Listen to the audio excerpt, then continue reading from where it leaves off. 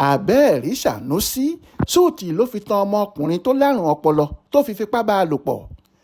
Ọwọ́ iléeṣẹ́ ọlọ́pàá ìpínlẹ̀ Bauchi ti tẹ Sanusi Umar ẹni ọdún 23 tó ń ta ìgbá nítorí bó ṣe fipá bá ọkùnrin bíi tiẹ̀ ọmọ ọdún 10 tó ní ìpèníjà ọpọlọ lájọṣepọ̀. Lọ́jọ́rú wẹ́sídẹ̀ẹ́ ọjọ́ 3 oṣù kẹrin ọdún yìí ni SP Ahmed Wakili tí í ṣe agbẹnusọ ọlọ́pàá ìpínlẹ̀ náà sọ̀rọ̀ yìí di mímọ̀ fáwọn oníròyìn. Wakili ní Suuti 30 náírà tí Sanusi rà fọmọ náà ló fi tàn án wọ́kọ̀rọ̀ tó sì lọ́ọ́ bá a dán pálapàla ọ̀hún wò.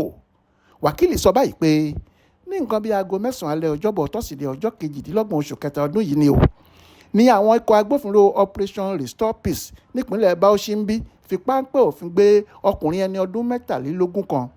Suuti 30 náírà ni afurasí yìí fi tan ọmọdékùnrin náà pé kó tẹ̀lé òun lọ sí agbègbè kan tó máa ń dá páropáro ní ẹ̀yìn ilé epo AIB tó wà lójú ọ̀nà Kofaran. Níbẹ̀ ló ti fipá bá a lò pọ̀ ní ọkùnrin sí ọkùnrin.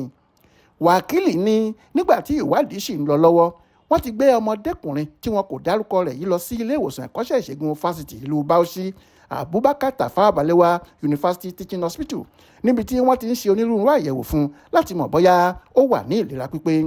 Ó fi kún un pé ní kété tí wọ́n bá ti parí ìwádìí làwọn yóò fojú afurasí ọ̀hún balẹ̀ ẹjọ́. Monísọ́lá Sàká ló ṣàkójọpọ̀ ìròyìn ọ̀hún fún Aláròyé online television.